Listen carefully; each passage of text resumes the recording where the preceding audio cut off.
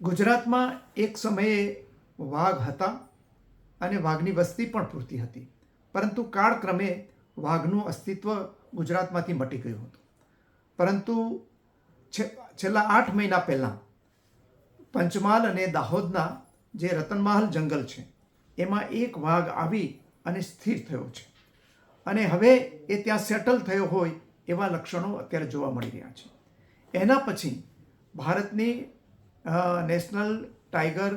Conservation authority છે, એમણે એક અભ્યાસ સમિતિ મોકલી હતી અને અભ્યાસ સમિતિએ પ્રાથમિક અહેવાલ તૈયાર કર્યો છે અને એ અહેવાલ મુજબ અત્યારે ગુજરાતની અંદર એક વાઘની વસ્તી બતાવેલી છે. એ ઉપરાંત અહીંયા વાઘની ઇકોસિસ્ટમ બની શકે એમ છે અને એના માટેના એ સિસ્ટમને મજબૂત કરવા માટે, આ ઇકોસિસ્ટમને મજબૂત કરવા માટે થઈ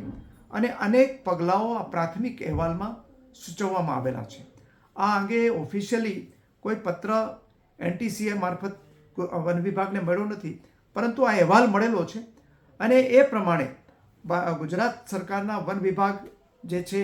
એણે અગાઉથી જ કેટલાક પગલાઓ લઈને અહીંયા જે ઇકોસિસ્ટમ ડેવલપ થાય એ માટે પ્રયત્ન કરી રહી છે અને આગામી દિવસોમાં પણ અમારી જે વર્તમાન ગુજરાત સરકાર છે ભૂપેન્દ્રભાઈ પટેલની આગેવાની હેઠળની એ વન વિસ્તાર અને વન્ય પ્રાણી સૃષ્ટિને જાળવી રાખવા માટે મક્કમ છે અને મેં આગામી દિવસોમાં આ ઇકોસિસ્ટમ ઊભી થાય એ માટેના જરૂરી જે કોઈ પગલાં હશે એ અમે લેશું. અને અહીંયા આપણે જે 4 બિગ કેટ છે એમાંની આજે આપણને ગૌરવ છે કે 3 બિગ કેટ આજે ગુજરાતમાં આવી ગયેલી છે. એક સિંહ જે આપણા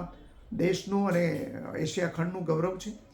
બીજા આપણે અહીંયા લેપાર્ડ દીપડા છે અને ત્રીજું વાઘ પણ આવી ગયો છે. એટલે આ જે બિગ કેટની ઇકોસિસ્ટમ ડેવલપ થાય એ માટે અમે બધા જ પ્રયત્ન કરતા રહીશું અને આપણી વન સમૃદ્ધિ છે એને જાળવી રાખીશું.